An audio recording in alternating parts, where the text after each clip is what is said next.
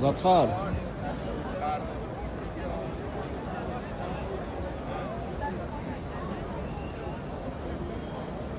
საგამომშვიდობის კიდევ ერთხელ ჩვენ შეგახსენებთ რომ ჩვენ ვართ საპროტესტო აუდიტორია. ეს არის პროტესტი რუსთაველზე. ჩვენ არ ვჩერდებით და არ გავჩერდებით არასდროს. ყოველი ლექცია გვიწევს გავხსნათ რაღაცა ცოტა მძაფრი სიუჟეტებით, რომელიც ეგრეთ წოდებული ხელისუფლებისგან სურპრიზებად ხდება. მაგრამ ეხლა ჩემ პირად პოზიციას მოგახსენებთ და საპროტესტო აუდიტორიის პოზიციას. ძალიან ვიკვრის იმ ადამიანების, ვინც აი ამ აღელვებას რაღაცთან განსაკუთრებით ისე გამოხატავს, რომ ვაიმე ეს რა ქნის. არა რა გონია ხალხო. ანუ განაზრებული თუ არ გვაქვს სად ვართ, რომელ ბრძოლაში ვართ და ვისთან ვართ ბრძოლაში, მოდით აუდიტორიაში და გასწავლეთ და განახებთ, ვინ გვებრძვის, რა სისტემები გვებრძვიან, როგორ გვებრძვიან, რა მეთოდები გვებრძვიან, პიროვნებებს მოგახსენებთ, ვინები იყვნენ, ვინები არიან და ვინები იქნებიან თუ არ გავყარეთ ესენი აქედან. მოკლედ ჩვენ არ გავჩერდებით, ჩვენ მზად ვართ ყველაფრისთვის, მაქსიმალურად სიმშვიდით ხვდებით ყველა მოვლენას. ეს იქნება დარბევა, ეს იქნება დაჭერა, ეს იქნება ნავის ფონდების დახურვა თუ ასე შემდეგ. ჩვენ მზად ვართ, იმიტომ რომ ყოველდღიურად ჩვენ ცოდნას ვცვლით. ამიტომაც მგონია, რომ ეს პროცესი, სააუდიტორიო პროცესი არის ძალიან მნიშვნელოვანი.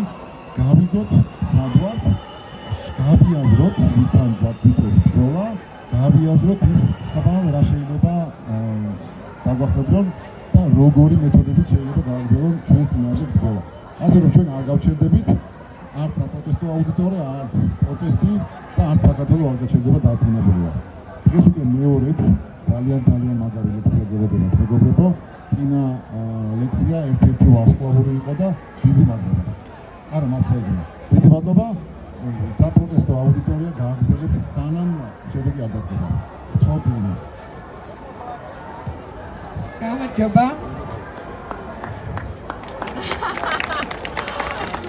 რაკაია ტაშით რა დაიწყო, მაგრამ ეხლა ჩაწერილი მქონდა რომ ირინა დაიწყე ტაშით. ოღონდ ცოტა სხვანაირი ტაშით აქ დავდგე?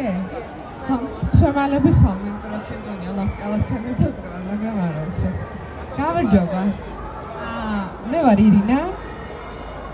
და დღეს ვილაპარაკებ შიშებზე. ძალიან მეგობრებს შევხვდი და რას ვილაპარაკობ დღესო და მეთქი შიშებზე, ოღონდ აქეთ მეშინია და არ ვიცი რა უნდა ვილაპარაკო, იმიტომ რომ რაღაცა მომენტში მე მგონი ყველას გაგვიელებს ხოლმე ხო თავში, რომ რაღაცა სხვანაირი ხდება და რაღაცა შეიძლება არ გამოგვდის, რაღაცა შეიძლება ვაკლებთ, ან რაღაცა ეჭვები გვაქვს, ან რაღაცა შფოთვები გვაქვს, მოკლედ და უფრო მეტი ასევე ბუნდოვანი და გაურკვეველი შეგრძნებები გვაქვს ხოლმე. ამ ყველაფრის ფონზე რაც ხდება და განსაკუთრებით აი ეს ბოლო დროინდელი რაღაცა ეს დაყადაღებები, ეს ფონდების შეჩერებები და ასე შემდეგ, მაგრამ მივხვდი რომ რაღაცა შემიძლია მოგიყვეთ, იმიტომ რომ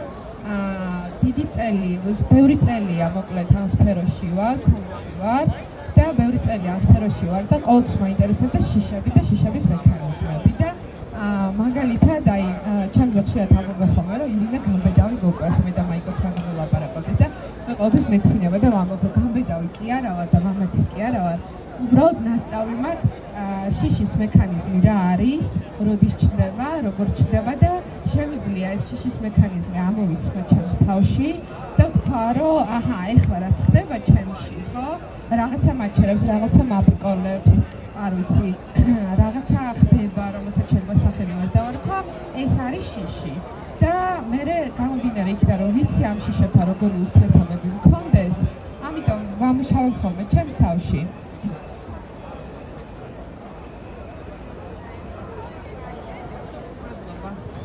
ვამუშავებ ხოლმე ჩემს თავში და აი ამ პრაქტიკის და შრომის შედეგი არის ის, რომ კი არ ვჩერდები და ვიყინები როგორც შიშებს ახასიათებს ხოლმე, არამედ მივდივარ და ვაკეთებ და რაც უნდაც მოქვს, მე თავს იმის უფლებას ვაძლევ, რომ ეს ცოდნა სხვებსაც გაუზიარო და აი დღესაც რომ საუბრობთ მე და მაიკო აი რა თემა იქნებოდა ეხლა ყველაზე აქტუალური და რელევანტური, მივხვდით, რომ კარგი იქნებოდა, რომ შიშებზე და შიშის მექანიზმებზე ვილაპარაკოთ, იმიტომ რომ დარწმუნებული ვარ, ყველას გვაქვს სხვადასხვა ფორმით ეს გამოვლინებები. აუცილებლად უნდა ვთქვა მადლობა საპროტესტო აუდიტორიის საორგანიზაციო ჯგუფის მიმართ, იმიტომ რომ ამხელა რაღაცას აკეთებენ ასე უწყვეტ პროცესში და ამდენ შრომობენ ეს ადამიანები და ძალიან დიდი მადლობა თქვენ ამისთვის, ძალიან ძვირფასი ჯგუფი ხართ და გამიხარდა თქვენი ახლიდან გაცნობა და დავიწყოთ, ხო? დავიწყოთ როგორ? დავიწყოთ და ასევე დავამთავროთ. შიშები არის აი ერთ წამში ჩნდება და ერთ წამში ქრება. ამიტომ როგორ დავიწყოთ? ჩემთან ერთად ერთი ცალი ტაში შემოვკრათ. იმის ნიშნად დაველოდეთ იმის ნიშნად, რომ ეხლა რაღაცას დავიწყებთ, ოკეი? დავიწყოთ? აბა 3 2 1 ეგარი. დავიწყოთ. ხელით მანიშნად, რადგან კოუჩი ვარ, ბევრ კითხვას დავსვამ და ასევე გეტყვით, რომ ყოველთვის ჩემი დიალოგები არის ხოლმე წინასწარ დაწერილი, ამ პრეზენტაციებიც არ მაქვს. დისკუსიები უფრო არის ხოლმე და ამიტომ კითხვებს დავსვამ და თქვენ ჩამოდით დისკუსიაში. ასევე რაცამსაც კითხვები გაგიჩნდეთ, მანიშნეთ, იმიტომ რომ ლანდერს ხედავ, მიუხედავად იმისა, რომ შუქი მიტყავს, დაგინახავთ და დამისვით კითხვები და რაც შეიძლება მეტ სიღრმეში ჩავიდეთ. ჩემი კითხვა თქვენთან არის ასეთი. რამდენს გიფიქრიათ, კი არა და ვის გიფიქრიათ ხელით მანიშნეთ, ნებისმიერ საკითხთან მიმართებაში, რომ ეს ახლა არ გამომივა. ეს ახლა არ გამომივა. ან მაგალითად, ახლა მე რაც არ უნდა რაღაც არ ვიცი, ვაკეთო რაღაცები, ამას აზრი არ აქვს, იმიტომ რომ აი ასეთ გარემოში ვცხოვრობ, თორე შემიძლია. ხო? ან მაგალითად მე კი გამომივიდოდა, აი დამხმარე ხელისშემწყობი ფაქტორები რომ მქონდეს, რომელიც არ მაქვს. ვიფიქრია. ან მაგალითად, რა ვიცი, საერთოდ რაზეა ლაპარაკი, რა აზრი აქვს ამ ყველაფერს და ასე შემდეგ და ასე შემდეგ. ეს ყველაფერი არის შიშები და დღევანდელ ჩემს თემასაც ესეთი სახელი ქვია, პირველად არის შიში. პირველად ყოველთვის ჩნდება შიში, რაცამსაც ადამიანის ცნობიერება მოიფიქრებს, რომ რაღაცა იდეა გამიჩნდა და მოდი ამ იდეაზე ვიფიქრებ, ან რაღაცას გავაკეთებ, ან რაღაცნაირად გადავდგა. პირველი რაც ჩნდება და ჩნდება, მინდა გითხრათ, რომ ძალიან გაუცნობიერებლად ეს შიშები არ არის გაცხადებული შიშები. ცოტა ისეთი შეპარული შიშებია, რომელსაც პირველ ჯერზე სახელს ვერ ვარქვევთ ხოლმე და აი პირველად ჩნდება, აი მოფერებით ბლოკებსაც კი ვეძახი ხოლმე, იმიტომ რომ შიშიც ცოტა ისეთი დამთრგუნველი სიტყვაა, რომ რაღაცა მოვიფიქრე, არ ვიცი, რაღაცა გარემოში ვარ, რაღაცა მინდა გავაკეთო, ისეთი რომელიც და როგორიც აქამდე არ გამიკეთებია და პირველად ჩნდება შიში. ამ შიშებს აქვს სხვადასხვა სახელები და რომ მიყვეთ, ახლა შეიძლება დილამდე აქ ვიყოთ, თუმცა მე შევარჩიე, რომ დღევანდელი გარემოებებიდან გამომდინარე ვილაპარაკო მარცხის შიშზე. მარცხის შიშს აქვს სხვადასხვა ფორმები და ამ 4 ფორმაზე მოგიყვებით დღეს და ასევე გეტყვით, როგორ შეიძლება ვიმუშაოთ ამ მარცხის შიშებთან და განსაკუთრებით აი ამ საპროტესტო ტალღას რო ვაკვირდები, ხო, 100 დღეა, ხო, მე მგონი რაღაც ეგეთი, ხო? მე რამდენი დღეა, მოკლედ, ამ ტალღას ვაკვირდები, ადამიანებს მოვდივარ, ხვდები ველაპარაკები და ეს განწყობები ყოველთვის იცვლება და ყური მაქვს გამუშავებული და ხშირად მესმის ხოლმე ადამიანები რომ მეუბნებიან, რომ აი ცოტა პესიმიზმში გადავედი, ცოტა განწყობა დაეცა, აი მოვწვე ვარ ხედავთ, აი რაღაცა, მაინც რა აზრი აქვს და ასე შემდეგ. მე მესმის, რომ შიშები ლაპარაკობს ამ ყველაფერს. და ყველაზე ფუნდამენტური შიში, რომელიც ადამიანებს გვაქვს, ეს არის მარცხის შიში. მარცხის შიში ჩნდება აი დიალოგები ხო ყველას გვაქვს საკუთარ თავთან, ხო? დამიქნიეთ ხელი, ყველა ველაპარაკებით საკუთარ თავს და ამ დიალოგებში ეს ხმა, ჩვენი ხმა, რა თქმა უნდა, ოღონდ შეიძლება ცოტა კრიტიკული იყოს, შეიძლება მეგობრული იყოს, შეიძლება გაბრაზებული იყოს ეს შინაგანი ხმა, შეიძლება ძალიან პესიმისტური იყოს, შეიძლება ძალიან სევდიანი იყოს. აი ეს არის ზუსტად შიშების ხმა. როგორ? აი ცოტა პესიმისტური, კი. მაქვს ხოლმე მეც ვაკვირდები და სხვა ადამიანებსაც ვაკვირდები და ამიტომ თან ამ ყველაფერზე მე ლაპარაკობთ ხოლმე, გვინდა არ გვინდა ნარატივში ეს ისმინება და ამიტომ გადავწყვეტეთ რომ ამ თემაზე ვილაპარაკოთ. ეს არის შიშები, რომელიც ჩნდება განსაკუთრებით რაღაცა ისეთ გარემოებას წავაწყდებით ჩვენს გარეთ ან ჩვენ შიგნით, რომელთან მიმართებაშიც აქამდე გამოცდილება არ გქონია. და იქ არის არცოდნის ზონა, არ ვიცით იქ რა მოხდება. აი ამ ჩემს ზონაში სადაც ვარ, აი კომფორტის ზონაში ვარ, ხო ეს გადაღებული კომფორტის ზონა ხო ყველას გაგვიგია. კომფორტის ზონა სინამდვილეში არ არის ის, რომ კომფორტულად ვარ. საერთოდ არ ნიშნავს მაგას. კომფორტის ზონაში ნიშნავს, კომფორტის ზონაში ყოფნა ნიშნავს იმას, რომ სადაც ვარ, აქ შეიძლება ძალიან ცუდი რაღაცები ხდება. პრობლემებია, გამოწვევებია, ძალიან არ ვიცი, პესიმისტური განწყობებია, მაგრამ აქ ნაცნობი ზონაა და მე მიჩვეული ვარ აქ ყოფნას. აი ეს არის ხოლმე კომფორტის ზონა და აი შიშები ჩნდება ზუსტად აი ამ მომენტში, რომ აი ამ მიჩვეულიდან გასვლა არ მინდა. იმიტომ რომ ამ ჩემი კომფორტის ზონის მიღმა არის არცოდნის სივრცე და არცოდნის სივრცეში მე არ ვიცი რა მოხდება. რაც არ უნდა ჩემ თავს ვეუბნებოდე, რომ მაგარი გოგო ვარ, რაღაცები ვიცი, ან მაგარი ბიჭი ვარ, რაღაცები ვიცი, რაღაცები მისწავლე, რაღაცები გამიკეთებია. რაწამსაც ჩვენი არაცნობიერი გონება მიხვდება, რომ იმ სივრცეში უნდა შეაბიჯოს, სადაც ჯერ აუთვისებელი ტერიტორიაა და ჩვენ ფაქტია ყოველდღე ასეთ სივრცეში შევდივართ და შევდივართ. თითო-თითო ნაბიჯებით, ხო ყოველდღე რაღაცა ახალი ჩნდება და შიში არის განსაკუთრებით აი ესეთი პოლიტიკურად დამუხტული სიტუაციების დროს შიში არის ის მთავარი იარაღი, რასაც ძალადობრივი ხელისუფლება იყენებს მოსახლეობის წინააღმდეგ. ამას ყველა ვხედავთ, ხო? ყველა ეს ჯარიმები, ყველა ეს ყადაღები, ყველაფერი აბსოლუტურად კეთდება იმისათვის, რომ ჩვენ შეგვეშინდეს. თუმცა აქ ალბათ იმათ არ იციან, რომ ჩვენც ვიცით აქეთ მხარეს რაღაცეები და ამ ცოდნას ერთმანეთს გუზიარებს და აი სწორედ აქ ხდება არაცნობიერმა გონებამ არ იცის აი იმ არცოდნის ზონაში, არცოდნის სივრცეში რა გველოდება. და ამიტომ გვემართება რა? აი სხეულებრივად რა შეგრძნებები მოგდით ხოლმე? გაიხსენეთ აბა? ატარავდები, კიდე? აი მე მაგალითად უჰაერობა მაქვს. უჰაერობა გვემართება. როგორ? უსუსურობის განცდა შემოდის. რაღაცნაირად აი სხეულებრივად ადამიანებს რომ დააკვირდეთ და თქვენ თავსაც დააკვირდეთ, ცოტა მხრებში ესე ვიჭიმე, აი ისტრესება კეფის ნაწილი, მხრები მოიჭიმება, ცოტა მოვიხრებით, სადღაც შიგნით გვინდა რომ უფრო შევძვრეთ და გარეთ ნაკლებად გქონდეს ეს ყურადღება, ხო? სხვადასხვა ემოციები შემოდის. შიშმა შეიძლება შემოიტანოს უდიდესი ბრაზი. შეიძლება შემოიტანოს აგრესია. შიშმა შეიძლება შემოიტანოს სევდა.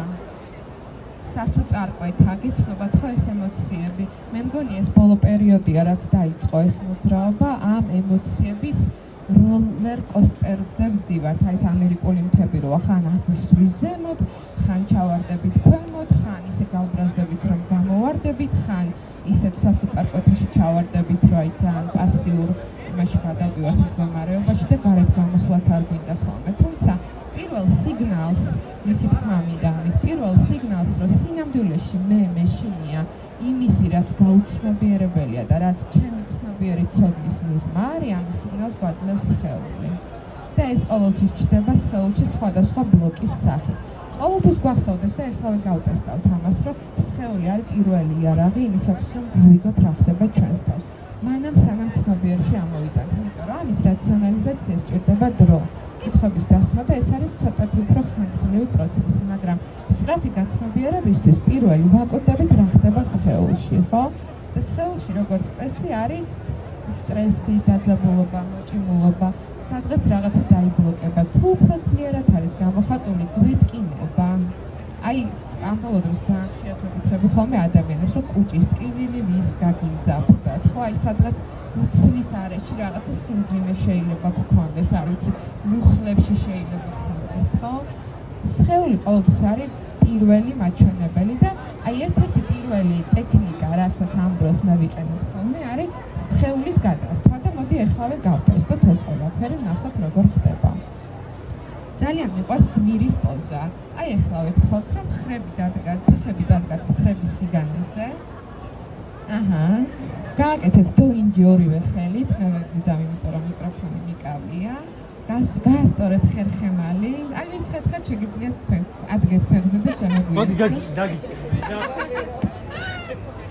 ესე იგი, კარგი, ესეთი წარმოიდგინეთ, რომ თქვენ ხართ სუპერმენი, გაასწორეთ მხრები, გაასწორეთ ხერხემალი, თავი გაასწორეთ, აი მზერა პირდაპირ და დააკვირდით თქვენ შეგრძნება, თქვენ სხეულში რა შეგრძნება მოდის და აი აბა ახლა ამ მდგომარეობაში თქვით მე ვარ შეშინებული. აბა ხამაღლა თქვით. შეშინებული. მოდის ეს შეგრძნება? არ მოდი. არ მოდის, იმიტომ რომ სხეული აბსოლუტურად სხვა რაღაცას ამბობს. სხეული გეუბნება, რომ შეშინებული კი არა, ნახე როგორ მყარად გახარ და უცებ ჰოპ და შიში შეგრძნება სადღაც წავიდა. ასე რომ ერთ-ერთი პირველი ხრიკი, აი ლაიფჰაკი შეიძლება იყოს ეს. რა წამსაც მიხვდებით, რომ ეხლა თქვენ სხეულს შეგიძლიათ გამოხვიდეთ მაგ მდგომარეობიდან. დაჭდეთ. რა წამსაც მიხვდებით, რომ აი სხეულში მოვიდა სასოწარკვეთა დაღლა, არ ვიცი ნეგატივი რაღაცა პესიმიზმი, ადექით გასწორდით. აი ეს ხერხემალი იგრძენით, რომ სწორია. ფეხის გულებიდან ტერფებით იგრძენით, რომ მყარად გახართ მიწაზე და მიწიდან შემოდის რაღაცა საინტერესო ენერგია, იმიტომ რომ დედამიწა ხო უზარმაზარ ენერგიას ატარებს, ხო? და დააკვირდით სხეულში რა მოხდება. მომენტალურად გაქრება ეს ბლოკები. და ისიც ყოველთვის გახსოვდეთ, რომ სხეული და გონება არის აბსოლუტურად ერთიანი სინქრონული სისტემა. რაც ხდება სხეულში, იმის შესაბამისი ფიქრები მოგვდის და პირიქით, რა ფიქრებიც მოგვდით, სხეულის იმ პოზას იღებს. აბა ეხლა მეორე რაღაცაც ვცადოთ, აბა ჩამოყარეთ მხრები, მოიკუნტეთ, არ ვიცი, თავი დახარეთ და აი ეხლა ამ პოზაში დაიძახეთ, მე ვარ მამაცი. ვერ იძახება. ეს არის. რატო? იმიტომ რომ სხეული უცებ სხვა რაღაცას ამბობს, ხო? ამიტომ ჩემი თავისთვის ყოველთვის მაქვს ხოლმე სუდამცინია მეგობრები, მაგრამ მე ძალიან მიყვარს. ავდგები ხოლმე, ეს ხტუნაო. გამიმართებით ესეთი სხეულით და მოკლედ ეს არის პირველი გარდაქმნა. მეორე გარდაქმნა უკავშირდება შიშის ერთ-ერთ პირველ ფორმას. როგორ მივხვდეთ, რომ რაღაცის გვეშინია? ნებისმიერი რაღაცის რისი გაკეთებაც მოგვინდება.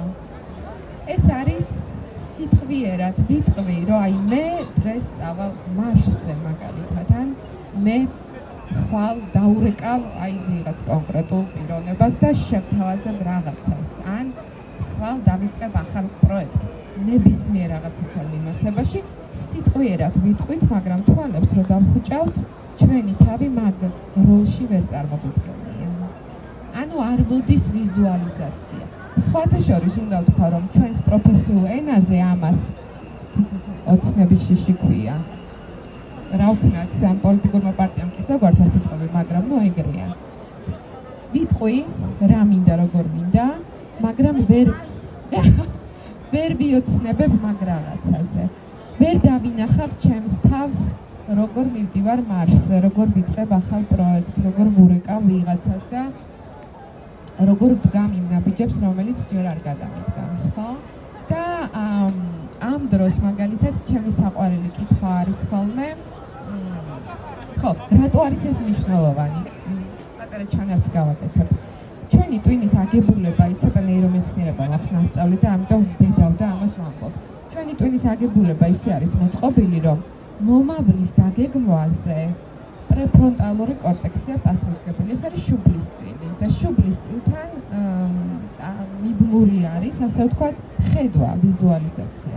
რა წამსაც მე რაღაცას ვერ დავინახავ, იმას რისი გაკეთებაც მინდა, ეს ნიშნავს, რომ აი ეს ნაწილი ბრჭყალებში ვამბობ უტრებლად არ მუშაობს, ხო? სიამოვნების ცოტა სხვა პროცესები მიდის ნეიროფიზიოლოგიურად, მაგრამ არ გვინდა ეხლა ბევრი მეცნიერება, უბრალოდ ეს ნაწილი არ მუშაობს, ხო? ამიტომ მე ვეკითხები ხოლმე ხშირად, აი რომ მოდიან ჩემთან და მეუბნებიან, რომ ამის გაკეთება მინდა, აი ესეთი იდეები მაქვს, მაგრამ ვერაფრით ვერ ვიწყებ, პირველ ნაბიჯს ვერ გადავდგამ, რაღაცას ვერ ვაკეთებ, ეგრევე ვეკითხები ხოლმე, რომ აბა წარმოიდგინე შენი თავი, რომ ამ რაღაცას აკეთებ. და მაგ დროს მეუბნებიან, რომ აი ვერ წარმოვიდგენი, ან ძალიან ბუნდოვნად ვხედავ, ან შავ-თეთრია ჩემი გამოსახულება. მაგ დროს ვეკითხები ხოლმე, რომ სულ ერთი წამით წარმოიდგინე, რომ შეგიძლია წარმოიდგინო შენი თავი, რომ ამას აკეთებ. ხო, ჩახლართული კითხვაა. მაგრამ ნახეთ როგორი კითხვაა. სულ ერთი წამით გააკეთე დაშვება, რომ ის კი არა რომ გააკეთო და ნაბიჯები გადადგა, არა, ეგ ცოტა ხანი დაივიწყე. გააკეთე დაშვება, რომ შეგიძლია წარმოიდგინო შენი თავი ამ როლში. შეგიძლია, ვეკითხები და თავს ვიქნევენ, კი. აბა რას წარმოიდგენდი და მაგ დროს იწყება ხოლმე, რომ აი ესეთი, როგორ შენ თავს ხედავ, ვეკითხები და მაგ დროს იწყება ხოლმე, რომ აი ესეთი ვარ, ესე გამოვიყურებ, ესე მაცვი აქ, მივდივარ ამას, ვაკეთებ ამას, მეუბნები და რაღაცები ხდება, მოკლედ, ხო? ესე იგი, მარცხის შიშის პირველი ესეთი კატეგორია არის ოცნების შიში. ვამბობ, რაციონალურად ვიცი რა მინდა, მაგრამ წარმოდგენა არ შემიძლია. თუ კი მიხვდებით, რომ აი ამ მდგომარეობაში ხართ, აი ესეთი რაღაც დაგემართათ, ეგრევე გაიხსენეთ ეს კითხვა რა, აი სულ ერთი წამით რომ წარმოვიდგინო. რას წარმოვიდგინო? და იმ წარმოდგენაში მე ვინ ვარ? ეგ უკავშირდება სწორედ ჩვენს აი ადამიანებს, როდესაც ვითარდებით და ჩვენი პიროვნების მეღერძი ყალიბდება. ხო, ეს ყველაფერი შევიდება ძალიან დიდ ფუნდამენტზე, რომელიც არის ადამიანის ღირებულებები. და ამ ღირებულებებს ვაშენებთ ადამიანის იდენტობას. ხო, აი ჩვენი ღირებულებები არის თავისუფლება, სიყვარული, მეგობრობა და აქედან გამომდინარე ჩემი იდენტობა არის აი ეს, ის ვინც ვარ, ხო? ეს უკავშირდება სწორედ აი ეს კითხვები, რომ ვინ ხარ, როგორი ხარ, უკავშირდება სწორედ ამას, რომ აი იქ იმ შენს წარმოდგენაში, როდესაც ამ ნაბიჯს გადადგა, შენთვის რა არის მნიშვნელოვანი? რა წამსაც ამ მნიშვნელოვნობასთან ჩვენ აქ კარგავთ, მან შიშები შემოგვეპარება ხოლმე, იმიტომ რომ უფრო ღირებულის გააზრებას ვკარგავთ, რომელიც სინამდვილეში შიშის საპირწონეა, ხო? ვინ ვარ მე, როგორც ადამიანი და ჩემთვის რა არის ღირებული და ფასეული. გქონიათ ესეთი შემთხვევა? არა ერთხელ ხო?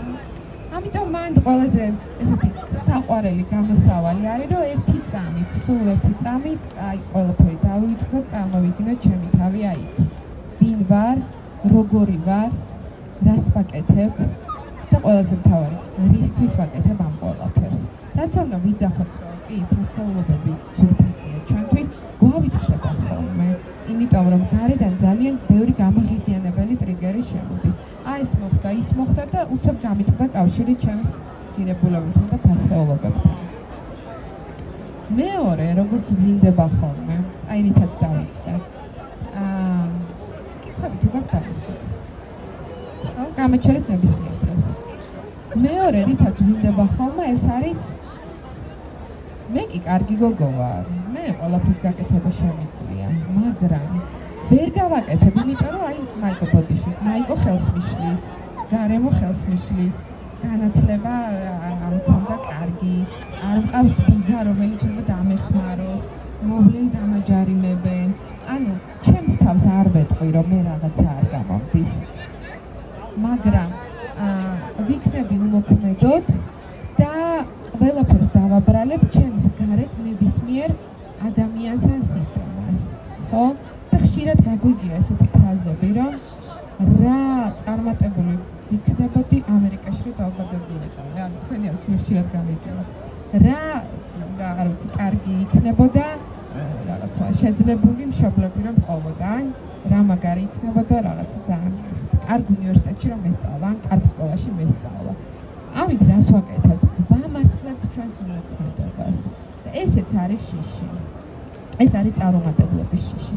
ეს არ არის ის, რომ გარემოებაში ვეძებ რაღაცა ფაქტორს, ხო? ეს არის მეშინია რო არ გამომივა, თუმცა საკუთარ თავთან პირველ პირში ამის აღიარებას ვერ ვაკეთებ და ამიტომ მოვძებნი გარემოში ნებისმიერ ფაქტორს, რასაც გადავაბრალებ, რომ აჰა, მე კი არა ის, სინამდვილეში ის ხდება. ქონია ხო ესეთიც? ხო, მან თვით შეფასებაც ძალიან უცნაურად ვლინდება ხოლმე. ვერ გეტყვით, რომ ან ქვემოთ დავარდება, ან ზემოთ აიწევა, იმიტომ რომ ჩემს თავს ვეტყვი, რომ არა, მე შემიძლია მე კაი გოგო ვარ, მაგრამ აი იმის ბრალია. აბრალებს სხვას, კი. მან უფრო ვიტყოდი დაწევა კი არა, არა ჯანსაღი თვით შეფასება გვაქვს. არაეკოლოგიური თვითშეფასება გვაქვს სინამდვილეში შიშს ხო რა ახასიათებს ხო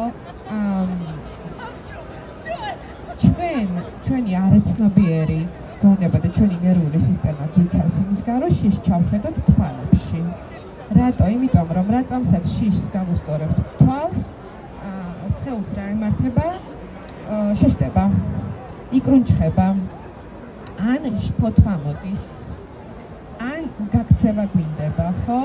ამიტომ არის სწორედ ჩვენს ძალიან უცნაურ ტვინს მოგონილი აქვს ეს თავის დაცვის მექანიზმები, რომ იმას კი არ ვიტყვი, რომ მე მეშინია.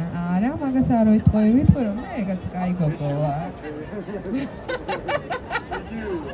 იგივეა, ჯავშანი გვაქვს. კი, ჯავშანი გვაქვს, თავდაცვის მექანიზმი გვაქვს, რომ აი იმის ბრალია. კი, ეგრე, არა, პირიქით, ჩემი დიალოგი. ოკეი. მესამე. როგორ? არა, ეგ გამოსავალი არა.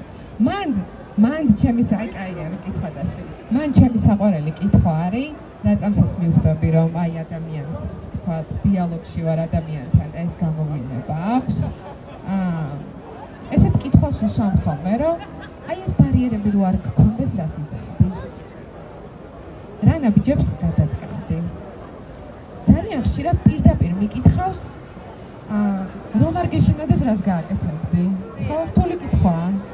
იმიტომ რომ მაგ დროსაც ცნობებ რომ მოიმის ნებრივი დრო მეშინია და უფრო თუ ხვდები რომ ეს შიში მძაფრად არის ხო იმიტომ რომ ამ შიშებსაც ხო დოზები აქვს სადღაც პატარა დოზით შემოდის სადღაც მხოლოდ დოზით შემოდის რომ შეიძლება ერთ დროს სახნა ვერ გამოდის ადამიანი ხო მიკითხავს ხოლმე რომ ოკეი იცნობ ადამიანს ვინც ამ ბარიერების მიუხედავად ამ რაღაცებს გააკეთებდა და გამორიცხულია რომ მითხრან რომ არა მეუბნებია რომ ვიცნობ აბა ვის იცნობ და მეტყვიან კონკრეტულ სახელს ხო თქვათ არც ლიკა რას იზამდა და უცებ იწყებენ ლაპარაკს რას იზამდა სხვა ადამიანი მათ ნაცვლად და ამ დროს ვეკითხები ხოლმე მაშინ შერაგიშლის ხელს რო გააკეთო და აქ მოდის სწორედ ეს დიდი გაცნობიერება რომ თურმე ამ ბარიერებს მე ვიგონებ თურმე ეს ბარიერები მე თავში მაქვს აბა რა კიდე როგორი რაღაცაა აუშვათ ლიკა აი ის მე და ეს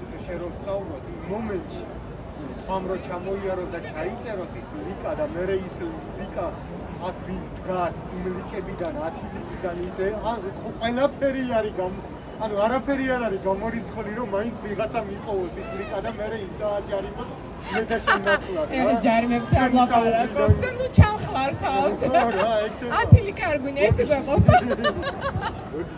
არა შეიძლება ინასარად საფრთხე ცხრაში გადარჩე და იმერჩი რა იქნება მოსნაი შორის კაი კომენტარია 97% თუ არ იმახენი ისი არ ვრისკავ რა ის 3%-ია ხო კაი კომენტარია სხვათა შორის და რატო ძალიან ხშირად მოკლედ შევაჯამებ მთელი ისტორია რო არ მოუყვე მისი კომენტარი შინაარსი მიდიოდა საიტიცი გარე ფაქტორებზე ხო და მან ძალიან მნიშვნელოვანი არის ამ გარე ფაქტორებთან რომ ხო ვთქვით რომ ეს შიში არის ის რომელიც საკუთარ თავს ეუბნება რომ მე კარგი ვარ მაგრამ გარე ფაქტორების ბრალია მე რო არ მოქმედებ ხო აქ მნიშვნელოვანი ამბავი არის რა ამ შიშის დროს გვემართება ხოლმე ორი რაღაცა ერთი ის რომ ვარდებით ილუზორულ მდგომარეობაში და ამ გარე ფაქტორებს ვიგონებთ და მეორე ის რომ ეს გარე ფაქტორები ნამდვილად არსებობს ნამდვილად გვაჯარიმებენ ნამდვილად აყადაღებენ ფონდებს ხო ეხლა მანდ ორი ესეთი გზა და ხერხი არსებობს პირველი სხვათა შორის პირველი შემთხვევა საკმაოდ ისეთი არის გავრცელებულია აი რომ ვეკითხები ხოლმე რომ რა გიშლის ხელს რომ ეს რაღაცა გააკეთო და პასუხობენ ხოლმე ხო რომ აი არ ვიცი ასე მგონია ესეთი შეგრძნება მაქვს ჩემი შინაგანი ხმა ასე მეუბნება ეს როდესაც ვერ მიდასტურებენ ანუ ვერ მეუბნებიან რა კონკრეტული რეალისტური გარე ფაქტორის გამო ჩერდება ადამიანი ამ დროს ხვდები რომ ეს არის ილუზორული შიში და სამწუხაროდ ადამიანებს გვახასიათებს ილუზორულ შიში გადავადგნა ხო და ამ დროს ვეკითხები ხოლმე რომ საიდან მოდის ეს შიში საიდან ასკვნი რომ არ გამოგივა საიდან ასკვნი რომ ვერ გააკეთებ და ვერ მეუბნებიან რატო? იმიტომ რომ ეს არის ილუზორული. და ამ დიალოგში მე აღმოაჩენენ ადამიანები და მეც ძალიან ბევრჯერ ყოფილვარ ამ მდგომარეობაში, რომ თურმე მოვიგონე, თურმე ეს ასე არ არის. ან შეიძლება უფრო მეტიც ფუნდამენტი შეიძლება გქონდეს, მაგრამ გავამძაფრე. ჩვენ გვახასიათებს ხოლმე ესეთი კატასტროფული აზროვნება ქვია მაგას ჩვენს ენაზე. რაღაცა პატარა ფუნდამენტს ავიღებთ, ემოციებს დავადებთ, გავზრდით, გავაბუქებთ და რაღაცა დიდი ბუმბერაზი მონსტრი გამოჩნდება უცებ, რომელსაც უნდა შევებრძოლოთ და დავამარცხოთ და ამდენი შებრძოლების თავი აღარ აქვს, ხო? დააკვირდით თქვენს თავს, ყოველთვის დასვით აი ეს კითხვა, როგორც კი მიხვდებით, რომ აჰა, ეხლა მე შიშის ეს გამოვლინება მჭირს, ხო? საიდან ვასკვნი, რომ არ გამოვლინება, საიდან ვასკვნი, რომ არ შემიძლია. რა არის ის რაღაცა, რაც მათქმევინებს, რომ არა, ირინე, შენ ეს არ შეგიძლია. მეორე, როდესაც ეს გარე ფაქტორები ნამდვილად არსებობს, მან არსებობს ესეთი მიდგომა, უკავშირის მიდგომას ვეძახით ამას. და აქვს ამ ხოლმე ჩემი ყველაზე საყვარელი კითხვა არის. ოკეი, მან ხშირად მეუბნებიან ხოლმე, რომ აი ცადე და არ გამომივიდა, რატო? აი ამიტომ. და მან ჯარიმეს ხელი შემეშალა, იმან ვარი მითხრა, აქ რაღაცა მოხდა და ნუ ამიტომ არ გამოვიდა, ხო? მაგ დროს მნიშვნელოვანი პრინციპი არის ჩვენ ყოველი წარუმატებლობის დროს გვემართება ხოლმე, რომ ეს წარუმატებლობის განცდა ხო მტკივნეულია, ხო აი რაღაცა გვემართება, რომ ეს როგორ დამემართა, ხო? და რაღაცა მიკრონჩხებით ხოლმე. მან მნიშვნელოვანი მიდგომა არის, რომ ამ ამბავს, რომელიც შეგვემთხვა, რომელსაც წარუმატებლობას ვარქვათ, ცოტა ხანი დისტანცირდე და შევხედო გარედან. აი გავიხსენო ფაქტი რა მოხდა. ამ ამბავში რა ნაბიჯი გადავდგი მე, რა გავაკეთე მე და რა ფაქტი იყო ისეთი, რამაც გამოიწვია ჩემი წარუმატებლობა და ყველაზე საკვანძო არის აქ რა, მოხსნა ემოცია. ის კი არ თქვა, რომ მე ლუზერი ვარ უკაცრავად ამ სიტყვისთვის, მაგრამ ეს ლამაზაჭირს. ის კი არ თქვა, რომ აი მე ჩემი ბრალი, არა. ყველანაირი ემოცია მაგიტომ არის მნიშვნელოვანი, რომ გვერდიდან შევხედო. აი წარმოიდგინეთ, რომ ეკრანზე უყურებთ საკუთარი ცხოვრების ამონაკვეთს და გვერდიდან უყურებთ და უყურებთ ფაქტებს, ხო? და ამ ფაქტებთან მიმართებაში დასვით, აი ჩემი საყვარელი კითხვა ეს ნამდვილად. ოკეი. რას მასწავლის ეს ყველაფერი, მაგრამ რა შემიძლია შემდეგ ჯერზე გავაკეთოს სხვანაირად? ისე კი არა, როგორც აქამდე ვაკეთებდი, ან როგორც იმ კონკრეტულ შემთხვევაში გავაკეთე, არა. სხვანაირად რა შეიძლება მოვიფიქრო და ეს რას აკეთებს? ეს რთავს ჩვენს კრიტიკულ აზროვნებას. როდესაც ჩემს არაცნობიერს ვაძლევ ბრძანებას და ეს არის ცნობიერმა უთხრა არაცნობიერს, რომ მოდი ახლა შენ რაღაცა სხვანაირი ვერსია მოვიფიქრე, ხო? როდესაც ეს პროცესი ხდება, არაცნობიერი იწყებს ფიქრს, რომ აჰა, დავალება მაქვს ახლა მე, რომ სხვანაირი ვერსია უნდა მოვიფიქრო. და მე თქვენ აგრძელებთ თქვენს არ ვიცი პროცესს, ყოველდღიურობას, არ ვიცი ცხოვრებას და უცებ მიხვდებით, რომ აი თითქოს ნატურა აინთო და ეს სხვანაირი ვერსია გაჩნდა. ხო გქონიათ ესეთი შემთხვევა, ხელით მანიშნეთ. კი, აი სწორედ ეს არის, ეს ხდება. იმ მომენტში ჩვენ ვაკეთებთ, ასე ვთქვათ, ფაქტის შეფასებას, იმის გააზრებას, რომ ეს იყო მარცხი, რა ვისწავლოთ აქედან და რა გავაკეთოთ სხვანაირად. და მესამე ვერსია. მესამე ვერსია არის გარე ფაქტორებს კი არ დავაბრალებ. მე ვეთქვი ჩემ თავს, რომ არ შემიძლია. და სხვათა შორის ეს არის ყველაზე, როგორ თქვა, ყველაზე სევდიანი მძიმე ნეგატიური გამოვლინება მარცხი შიშის. იმიტომ რომ აქ მოვხსენი გარე ფაქტორები, შემოვტრიალდი, ჩემ თავს შევხედე და ჩემივე ხმა მეუბნება, რომ არა, ირინა, შენ ამას ვერ იზამ. ამიტო და ამიტოში აღარ მიდის. არ იწყებს ახსნა გამარტების ძიებას. უბრალოდ როგორც მოცემულობად, როგორც მტკიცებად გვაძლევს აი ამ ერთ ფრაზას წინადადებას, რომ არა, შენ ამას ვერ იზამ, არ გამოგივა და მან ჩერდებით, ხო? მან ჩემი საყვარელი კითხვა არის, გქონიათ ხო ესეთი შემთხვევა, ხო? მან ჩემი საყვარელი კითხვა არის, რას ვკარგავ ამითი? და კიდევ უფრო საყვარელი კითხვა არის, რა ბონუსი აქვს ჩვენს ამ შიშს? რთული კითხვაა. ეხლა შეიძლება ფილმის მე და ფიქრობთ, რომ როგორ შეიძლება შიშებს ბონუსი ქონდეს. შეიძლება? კი, აქვს. კი, აქვს. და როგორი არის ეს ბონუსი, ხო? ეს შიში რაღაცისგან მიცავს. ეს შიში მიქმნის კომფორტის ზონას, ბონუსია, რაღაცისგან მიცავს, ბონუსია. რაღაცა დიდ პასუხისმგებლობისგან მარიდებს, ბონუსია. რაღაცა ილუზიისგან შორს მომყოფებს, ბონუსია. რაღაცა ემოციებს მარიდებს თავიდან, ბონუსია.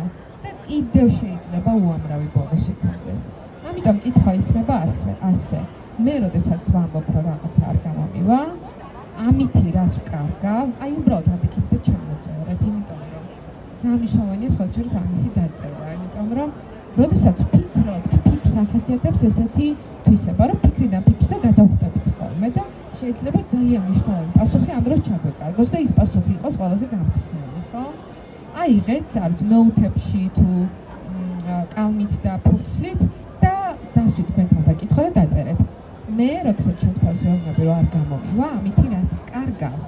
და მეორე კითხვა, რა ბონუსი აქვს ამ ყველაფერს ჩემთვის? რას მაძლევს? და აუცილებლად აღმოაჩენთ იმ რაღაცას, რის გამოც გეშინიათ. რა წამსაც ეგ გაცნობიერება მოდის, ამ შიშებს სხვათა შორის ესეთი თვისება აქვს. ხო, უცებ წამში ჩდება ტაში შემოკრასავით, ხო? ასევე ტაში შემოკრასავით ქრება. რატო? რა წამსაც გაცნობიერება მოდის, რომ აჰა, თურმე, აი ეს ამას ვკარგავ და აი ეს ბონუსია, ხო? და ვიცი უკვე რა მექანიზმია, ვიცი რასთან მაქვს შეხება. ზოგადად ნებისმიერი გამოწვევის მთავარი პრობლემა ხო ეს არის. გამოწვევაში შევდივართ ისე, რომ არ გვაქვს ცხადად წარმოდგენილი რას ვეხებით. იქაც არცოდნის ზონაა, ხო? და ამიტომ ეს გამოწვევა ყოველთვის აღვიძებს ჩვენში შფოთვას, ბუნდოვანია. ამიტომ თუ მოვახერხებთ, რომ ეს გამოწვევა იყოს მკაფიო, მაშინ ჩათვალეთ, რომ პრობლემის ნახევა 50% მოგვარებული გვაქვს. ეს ესე მუშაობს. ეს არის ცნობიერის და არაცნობიერის დიალოგის ამბავი. და აქ ასევე ამ კითხვას ვსვამ ხოლმე, რომ ოკეი, ამას ვკარგავ, ამას მაძლევს, რომ არ მეშინოდეს, რას გავაკეთებდი. ეს რაღაცა რომ დავკარგო, რა მოხდება? ეს რაღაცები რომ მივიღო, რა მოხდება? აი ასე რომ ვიმოქმედო, რა მოხდება? და ერთი ჩემი კიდევ საყვარელი ტექნიკა, დროში რეფრეიმინგს ვეძახით მაგას. აი წარმოვიდგინე, რომ 1 წელი გავიდა, მე ეს რაღაცა გავაკეთე უკვე 1 წლის წინ, გინდაც 6 თვე ან 3 თვე არ აქვს უშუალო, დრო თქვენ აირჩიეთ. უკვე გავაკეთე, წარმოვიდგინე, რომ ეს დრო გავიდა და აი ახლა რა მაქვს. გამომდინარე იქიდან, რომ მე ეს გავაკეთე. ახლა რა მიკავია ხელში, ახლა ვინ ვარ, ახლა როგორი ვარ, ახლა რა ვისწავლე, ახლა როგორ გარემოში ვარ და რა წამსაც ამ დროში რეფრეიმინგს ვაკეთებ, ეს შიში ჰოპ და ქრება. კი.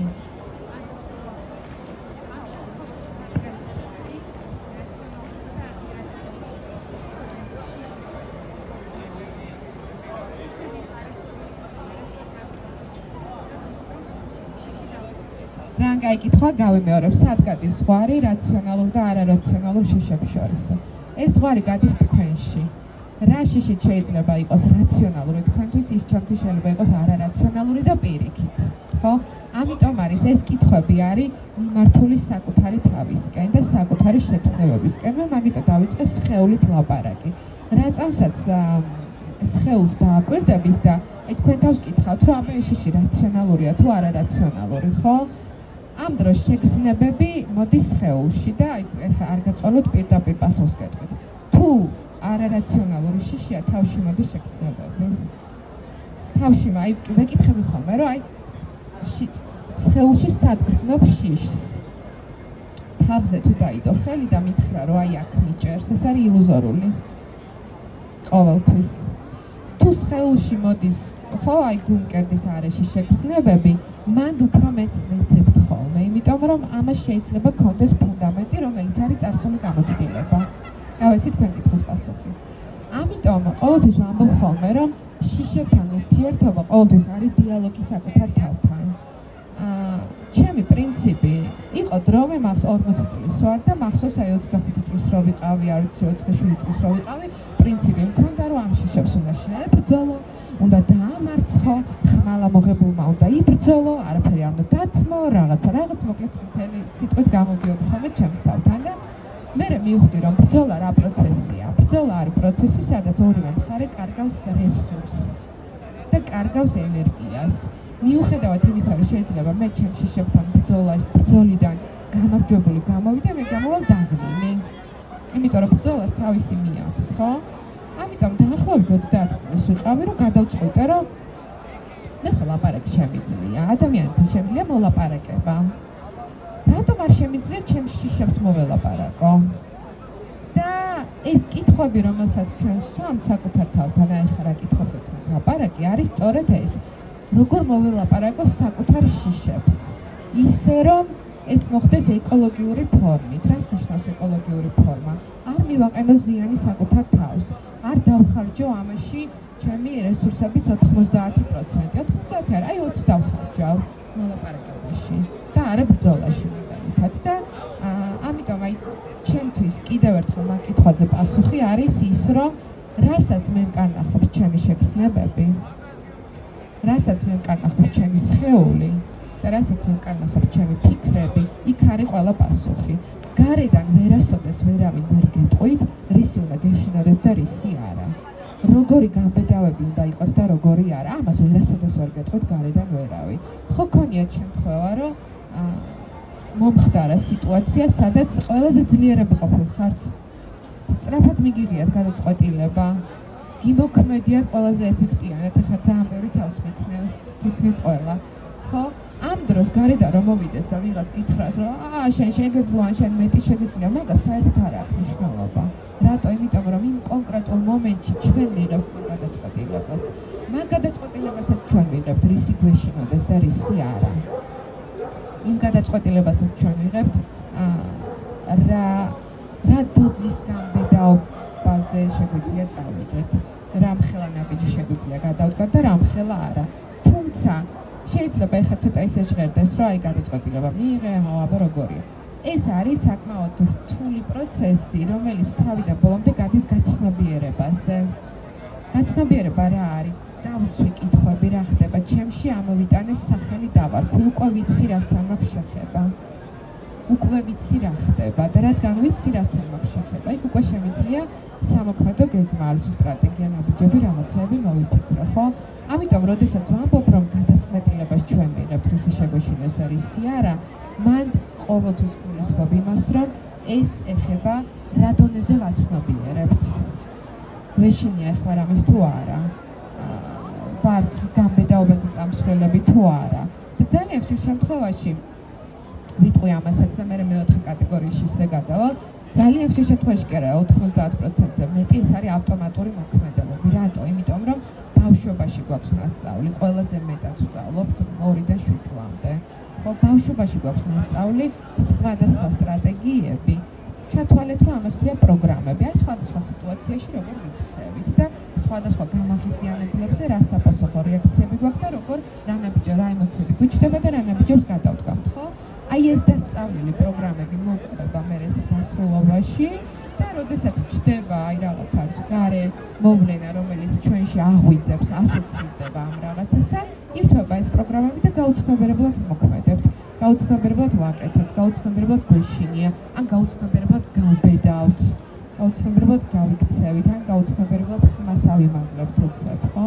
ამიტომ ჩემთვის პირადად და ჩემს გამოცდილებაში და არა მარტო ჩემთვის, ზოგადად მთელი პიროვნების განვითარების ფსიქოლოგია მაგაზე დგას, რომ ეს ყველაფერი არის შემიძლია თუ არა გავაცნობიერო რა ხდება ახლა ჩემში.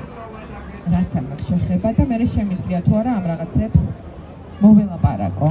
ამიტომ მე ვირჩევ მოლაპარაკების სტრატეგიას. სცადეთ. შეიძლება ძალიან საინტერესო იყოს. და აქვე კითხვები თუ არის, გამოვშვით თუ არა და მეოთხე კატეგორიის შიშებს ვილაპარაკებ. ოკეი. მეოთხე არის ძალიან ესეთი საყვარელი. მე შეიძლება შიში საყვარელი იყოს, მაგრამ არის. ესე იგი, რა ხდება? ვიტყვი რომ აი ეს რაღაცა მინდა, წარმოვიდგენ კიდევაც. იმასაც ვიტყვი რომ მე შემიძლია და დავიწყებ მოქმედებას, გადავდგენ პირველ ნაბიჯს, მეორე ნაბიჯს და გავჩერდები. რატო ვჩერდები? აბა თუ გიფიქრია. კიდე? როგორ? ალბათ იმიტომ ჩერდებით, რომ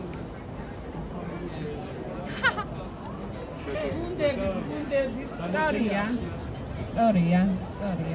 არსებობს წარმატების შიში, არსებობს მოლოდინები, რომელსაც ხშირ შემთხვევაში არასწორს ვიქმნის და შედეგის გვეშინია. რატო გვეშინია შედეგის? მან ხდება ძალიან საინტერესო. ეს შედეგი ყოველთვის ეხება ცვლილებას. ცვლილება რა არის? ცვლილება არის ის, როგორც მე აქამდე არ ვიცხოვრია და არ ვიცი იმ ცვლილებაში რა ხდება, ხო? და ამ ცვლილებაში მე ვაცნობიერებ, რომ მე აუცილებლად შევიცვლები. რაღაცა სხვა რაღაცები შემოვა ჩემში. შეიძლება ცოტათი სხვანაირი გავხდე. ან შეიძლება ცუდი იყოს, შეიძლება კარგი. შეიძლება ცუდი ხო ეს მოლოდინების ამბავია, ამიტომ მოლოდინებთანაც ყოველთვის ფრთხილად რეალისტური მოლოდინები უნდა იყოს ყოველთვის, მაგრამ მე კიდე მაიკო ცალკე შეგვიძლია მაგაზე გავაკეთოთ კიდე მოლოდინების თემაზე. მაგრამ მან ყველაზე მნიშვნელოვანი არის, რომ ჩდება ფიქრი, რომ ჩემს ამ ცვლილებას სხვები როგორ მიიღებენ. აი ეს გადაღებული ფრაზა, რა სიტყვიან სხვები. მოდის აქედან. მე შევიცვლები. მე მოქმედებ, ჩემთან სხვა რაღაცეები ხდება, უკვე შეცვლილი რაღაცეები, მაგრამ ჩვენ ხო სოციალური არსებები ვართ, ჩვენ ხო ნარატიული არსებები ვართ, ხო? სულ ადამიანებთან კონტაქტში ვართ, სულ ამბებს ყვებით, სულ ერთმანეთს რაღაცას ვუზიარებთ და აი მანდ შემოდის სწორედ ეს შიში, რომ მე რომ შევიცვლები, ჩემი გარემოც რას იზამს. ისევ მიმიღებენ, აი უკვე ამ შეცვლილს, ისევ გამიზიარებენ ამბებს, არ ვიცი, ისევ ვეყვარებით და აი მან ჩერდებით ხოლმე. და მან და არსებობს ესეთი მიდგომა და ესეც ჩემთვის ძალიან საყვარელი კითხვა, რომ აქ უკვე ცვლილებასთან მიმართებით ისმება ეს კითხვა, რომ აი ეს ცვლილება რა სარგებელს მოგიტანს შენ და რა სარგებელს მოგიტანს სხვა ადამიანებს. და აქ შემოგვაქვს უკვე გარემო, სოციუმი, ზეგავლენის სფეროები და ჩვენ ვიცით ხო, რომ ჩვენი კონტროლის ზონაში ყველაფერი რა თქმა უნდა არ არის, ხო? 3 კონტროლის ზონა გვაქვს. 1 რაც შემიძლია მე გავაკონტროლო, ეს არის ჩემი ფიქრები, ჩემი ემოციები, ჩემი ქმედებები, ჩემი საპასუხო რეაქციები.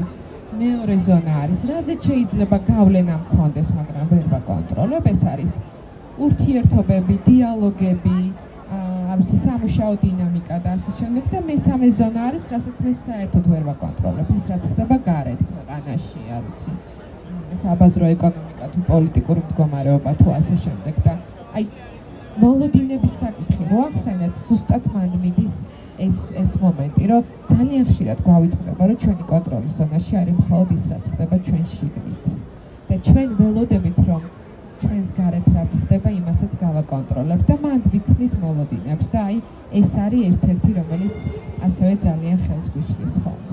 ასე რომ ეს 4 რაღაცა ხო, ანუ ოცნების შიში, მე კაი გოგო ვარ და გარე ფაქტორებს ვაბრალებ, მარცხის შიში, როდესაც ჩემ თავსთან მიმართავ და მეოთხე ცვლილების შიში, როგორ მიმიღებენ სხვა ადამიანები და როგორ მიმიღებს გარემო. არ ვიცი, ჩემთვის მაგალითად მართლა ალბათ რაც ამ პროფესიაში მოვედი და ცნობიერად ჩავართ ამ პროცესთან ცოდნის მიღებაში, მართლა უწყვეტად მუშაობ შიშებზე. იმიტომ რომ ხვდები ერთი მნიშვნელოვანი გაცნობიერება მაგ რაც მინდა რომ გაგიზიაროთ. ხვდები რომ ორი რაღაცა, აი ასე მგონია რომ ერთ მხარეს არის შიში, რაშიც ჩვენ ვართ და მოქმედებთ ადამიანები და მეორე მხარეს არის სიყვარული.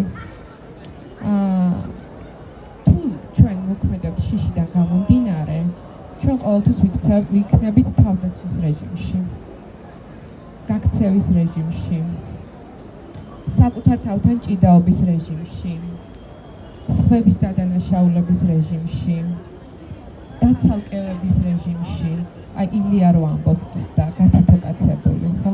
ეგ არის. დაცალკევების რეჟიმში, ბულინგის რეჟიმში, ჩემი ბრალი არ არის იმის ბრალია და კიდევ ძალიან ბევრი, ეხლა ძალიან ბევრი ბოლო მიმდინარე პროცესები მიასოცირდება თან ახსენდება. და მეორე მხარეს დგას ჩემთვის სიყვარული ქვია მაგას, თუმცა ეგ შეიძლება ბევრ ნაწილად იშლება და ყველაზე მთავარი, რადგან იშლება, ეს არის ფუნდამენტური ფასეულობა, რისთვის ვაკეთებ ამ რაღაცებს. რა არის ის დიადი? სიტყვა დიადი ცოტა დიდია, მაგრამ გამოვიყენებ. რა არის ის დიადი?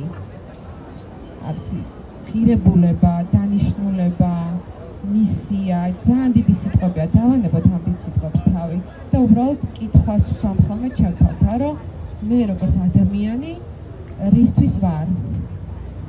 რა სარგებელი შემიძლია მოუტანო საკუთარ თავს და რა სარგებელი შემიძლია მოუტანო ამით სხვა ადამიანებს? რაზე შემიძლია მქონდეს გავლენა და რაზე არ შემიძლია მქონდეს გავლენა? ჩემი შიშები რას წამართმევს? თუ მე შინია და ჩემი შიშები რას მაკარგვინებს? და ყველაზე მთავარი, რო არ მეშინოდეს, რას გავაკეთებდი?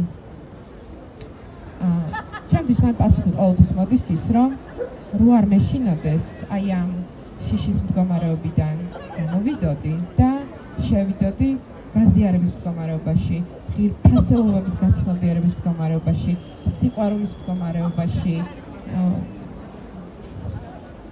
აი იმ რაღაცების პოვნაში, რაც პატარ-პატარა სიხარულებს გვანიჭებს ყოველ დღე. თუმცა 90 წლის ასაკში რო გადავხედავს ჩვენს ცხოვრებას, ვიტყვით, რომ აი ამის გამო გვერდა ცხოვრება. ხო ნამდვილად არ გვინდა ვიგრძნოთ, რომ თურმე მთელი ცხოვრება შიში გაგვიტარებია. მე მაგალითად არ მინდა. მე ვაღიარებ ყოველთვის, რომ ძალიან შიშარა გოგო ვარ. თუმცა ჩემზე ყოველთვის ამბობენ, რომ ირინა გამბედავია. არა ვარ გამბედავი, უბრალოდ ვიცი ჩემ შიშებს როგორ დაველაპარაკო. დაელაპარაკეთ თქვენც. რა იცი, რას გეუბნებიან ეს შიშები. ქონია შემთხვევა, რომ როგორ? მე მაგალითად 24 წლამდე ეგრე ვიყავი, რომ შიშთან ასოცირება იყო ძალიან ცუდი რა. კი. მაგრამ მე გავბედე და ცხოვრება დამილაგდა ჩვეულებრივად. კი, ეგრე ხდება. თან ეს პირველი გაბედვის მომენტი, ხო როგორი ესეთი ფანტასტიკური შეგრძნებაა, რომელიც მე ძალიან დიდ ხანს გახსოვს ხოლმე. ჩემთვის მაგალითად მე ნამდვილად მინდა რომ 90 წლის ასაკში, მე მჯერა რომ 90 წლის ასაკში ძალიან ჯამრთელი და ბედნიერი ვიქნები საქართველოში. ხო? აბა რა.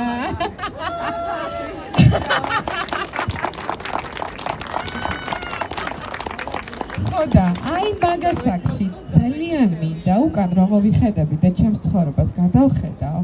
გამახსენდეს ის მომენტები კი არა, როცა შემეშინდა. გამახსენდეს ის მომენტები, როცა გავბედე. და გავბედე, იმიტომ რომ მივხვდი სინამდვილეში რისი შემეშინდა. რა წამსაც ამას მივხვდებით, იმ წამს ეს შიშები ქრება. მადლობა.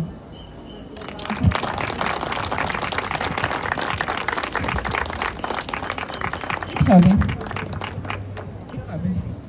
ან არ ვიცი რის გაზიარებაც გინდათ. ან წავდით ჩაი დავლიოთ. მოდი მე გაგიზიარებ. მოგესალმებით.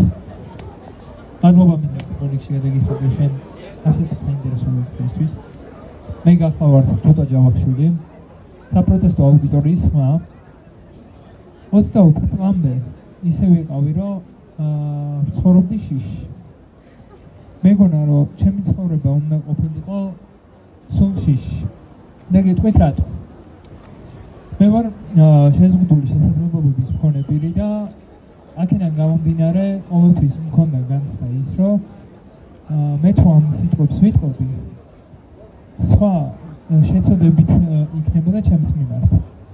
მაგრამ ეს ყველაფერი მე გავიარე და გადავწყვიტე, რომ ყველასთვის მეთქვა ის სიტყვები, რომ მე კი ვარ შეზღუდული შესაძლებლობების მქონე პირი, მაგრამ ყველანაირი შიშის დაძლევა შეიძლება თუ მოინდომებ. მე ბრძოლას დღემდე ვაგრძელებ, ვატარებ ლექციებს შეზღუდული შესაძლებლობების მქონე პირებთან და მართლაც ვეუბნებ იმას, რომ არ უნდა გეშინოდეთ, უნდა იბრძოლოთ და უნდა თქვათ თქვენი შიშის პრობლემებზე, უნდა ისაუბროთ ღიად, საჯაროდ და უნდა იყოთ წარმატებულები. და მე მგონია რომ დღეს ყველაფერი უნდა გავაკეთოთ იმისთვის რომ ჩვენი შიშები დავძლიოთ და თუ ვინმეს იქნება სურვილი რომ მე ასე ვთქვათ გავუწიო შიში დაძნების მხარდაჭერის სურვილი აუცილებლად დავეხმარები. მადლობა ყურადღებისთვის და მინდა გისურვოთ რომ ისეთ ქვეყანაში ვაცხოვროს რომ შიშები არ გქონდეს და გქონდეს ბევრი წარმატება. სუპერ, მადლობა. მადლობა. მე მოვჩიდეთ, პატარა რიტუალს ჩავატარებ, ხო? ტაშით ხო დავიწყეთ? ერთი ტაში, არა, ეგეთი არა მოიწონეთ. ერთი ცალი ტაში. 3, 2, 1. მადლობა. ორი სიტყვით მეც მომართავთ მეგობრებო. პირველ რიგში მადლობას გადავხდით დღევანდელი ლექსისთვის მეგობრებო ირინას. ჩვენთვის მთავარი არის სწორი მიმართულებით მივიდივართ. რეალურად სიმბოლურია, როდესაც ილიას და აკაკის ძელთან თქვენი დახმარებით უკვე 40 დღეზე მეტია, 40 ლექციაზე მეტია თქვენთან ერთად ვაზიარებთ ცოდნას და თქვენი აქ ყოფნა, თქვენი გვერდში დგომა გვაძლევს მოტივაციას და ძალას კიდევ დიდხანს გავაგზავნოთ მსგავსი ლექციების ჩატარება და ერთმანეთს გაუზიაროთ ცოდნა და გამოცდილება. ჩვენ ხვალაც აქ ვიხდებით ზეგას და მანამ სანამ არ მივახცეთ იმ შედეგს, რისთვისაც ეს მოძრაობა შეიქმნა და ჩამოყალიბდა. ჩვენს თქვენ გვერდით ვართ, თქვენ გვერდში ყოფნის იმედი გვაქვს ჩვენს და ვიბრძოლებთ მანამ სანამ შედეგი არ დადგება. ის შედეგი რისთვისაც ვიბრძვით. მადლობა.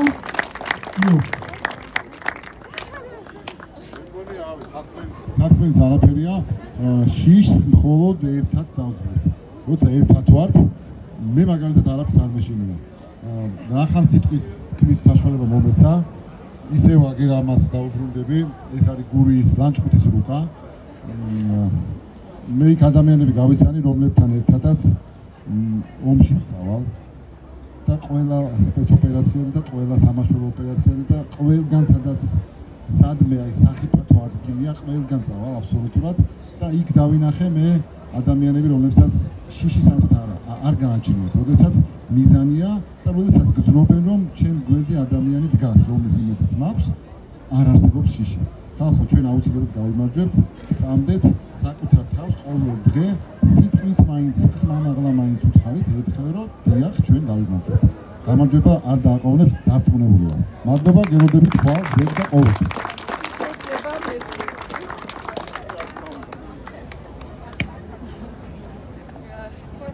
მეც ხო ეს შიშები და ყველაფერი რა თქმა უნდა ჩვეულებრივად მახასიათებს, მაგრამ აქ რომ მოვდიოდი სულ მიკვირდა რატომ არ აქვს აქ შიში აქ ადგილზე და ალბათ ამიტომ სხვათა შორის მართლა სულ ვერ ხვდებოდი რატომ და იმიტომ რომ ვიზუალურადაც ალბათ ეს მოქმედებს და უკვე შინაგანად გძნობ რომ აუცილებლად მივაღწევთ დამოუკიდებლობას, თავისუფლებას შინაგანად პირველ რიგში. კარგად, მადლობა. მადლობა თქვენ. სოციალურ ქსელებში შემოგვიერთით, ორი სოციალური ქსელი გვაქვს, YouTube არხი გვაქვს, საპროტესტო აუდიტორია ქართულად. Facebook-ი, TikTok-ი, Instagram-ი, YouTube.